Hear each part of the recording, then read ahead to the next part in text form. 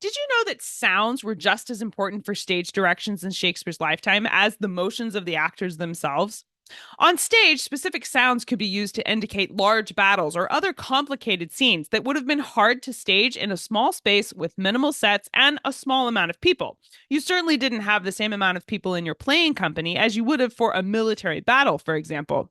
So, to compensate for these differences, players utilized sounds that the audience would have recognized as connected with particular things. To find out more about what these sounds were and how they were utilized on stage, I sat down with military and sound historian Christian Dahl. Here's what he had to say. Hello, Christian. Welcome to That Shakespeare Life. Thanks so much for the invitation. I've been looking forward to talk to you. We are excited about this topic as well. It's going to answer a lot of questions we've had for a while about Shakespeare's stage directions, I think. Speaking of which, in Shakespeare's play, Richard III, the climactic scene where Richard is killed, sorry about the spoilers, gets described in the stage directions as, quote, alarum, enter Richard and Richmond, they fight, Richard is slain, retreat and flourish, enter Richmond, Derby bearing the crown with divers other lords, end quote. Christian, these stage directions seem really sparse considering the magnitude of the historic battle scene that is meant to be represented here. How important are sounds, alarum, and flourish that are mentioned here for conveying the scene as a whole? Yeah, right. You're absolutely correct that these stage directions are very sparse and puzzling in many ways. I mean, Richard III is one of Shakespeare's most speaking characters.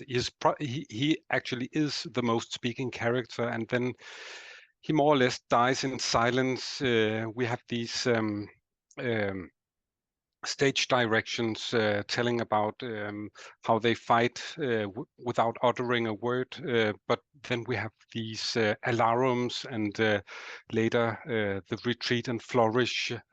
So these are musical signals well known from battle plays and from military battlefields and exercises and so on. And in some ways, it's a bit surprising because Shakespeare has been building up for this for the big battle at Bosworth Hill for all of the fifth act, and we've heard Richard speak a lot.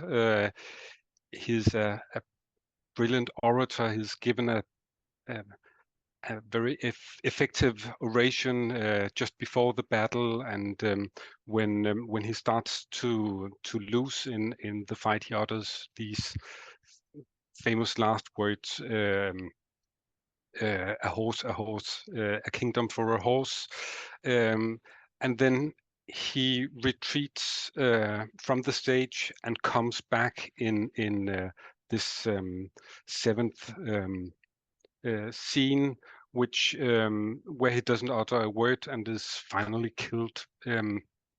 However, as you say, these stage directions convey a lot of information about what is going on the stage, and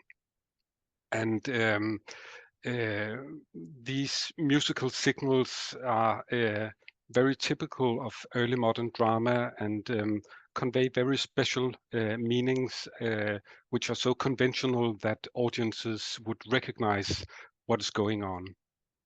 So, alarum is not just a theater sound. This is a standard military sound. Would it be similar to like reveille or taps when you're saying they were conventional? I'm assuming that means they were immediately recognizable.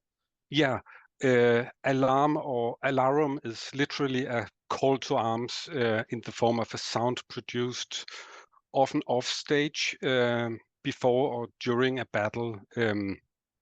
So and it's often with drums, but it can also be with trumpets. So actually, in uh,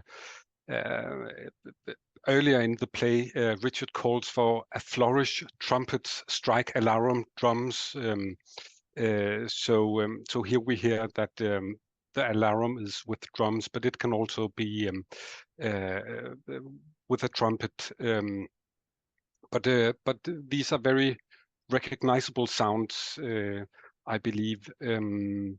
and it is the alarum is also the most widespread musical signal in the battle plays. To hear more about sounds like alarum and parlay, as well as drums and trumpets and other sounds on stage for Shakespeare's lifetime, listen to our entire conversation with Christian Dahl at CassidyCash.com/episode 312. That's CassidyCash.com/EP312.